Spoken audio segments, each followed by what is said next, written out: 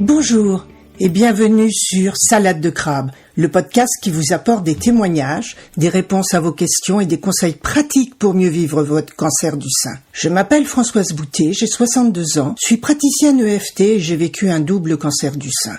Pendant 6 mois, je me suis démenée pour comprendre ce qui m'arrivait, ce qu'on me faisait, et j'ai témoigné avec humour de ce combat dans mon blog et sur les réseaux sociaux. Je désire maintenant partager avec vous mon témoignage, afin que ce parcours et ces connaissances puissent vous aider à votre tour. Si cela vous plaît, je vous invite à me laisser un commentaire, par exemple à me dire si ce podcast vous aide. Et si vous avez aimé Salade de crabe, marquez 5 étoiles sur Apple Podcast, vous m'aiderez ainsi à le faire connaître. Et comme beaucoup de femmes vivent en ce moment même ce combat, parlez de Salade de crabe autour de vous et partagez-le sur vos réseaux. Vous aiderez ainsi des femmes qui n'osent pas parler de leur cancer et qui ont besoin d'aide.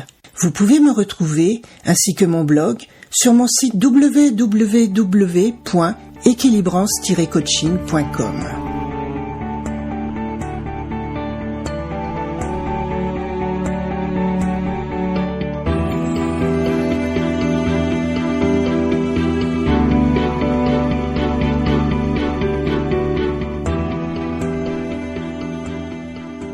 Bonjour.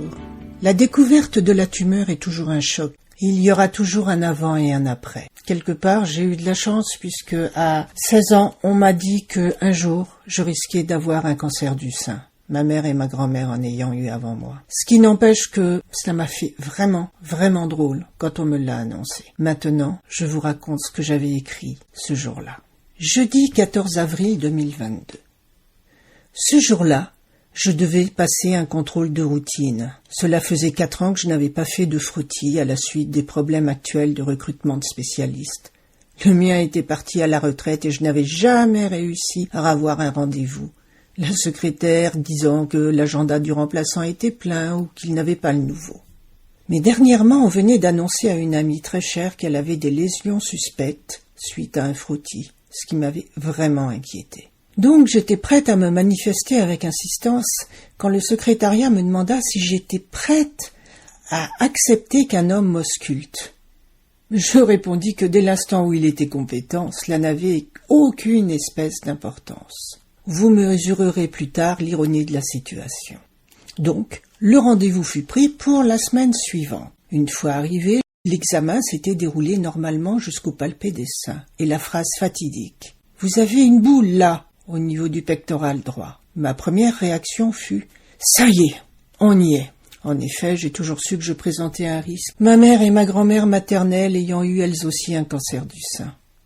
Les spécialistes qui suivaient ma mère m'avaient d'ailleurs annoncé que je devais être surveillée et j'avais passé ma première mammographie. J'avais 16 ans. Ma seconde réaction fut « Merde !» accompagnée d'un bref vertige.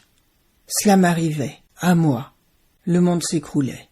Le spécialiste m'annonça ensuite que cela n'était peut-être pas très grave, parce que cela pouvait être une tumeur bénigne, mais que, sinon, prise à temps, elle ne nécessiterait certainement qu'une exérèse chirurgicale suivie de radiothérapie. En effet, j'avais passé une précédente mammographie suivie d'une échographie juste 10 mois auparavant, et la boule était assez petite au toucher. Il me fit donc une ordonnance pour refaire une mammographie. Et je partis à moitié rassuré vers le service radiologie, qui me fixa un rendez-vous le samedi suivant. Cela allait très vite. Je n'avais même pas eu le temps de réaliser que j'étais déjà embarqué par le mouvement. Et ce n'était que le début de l'aventure.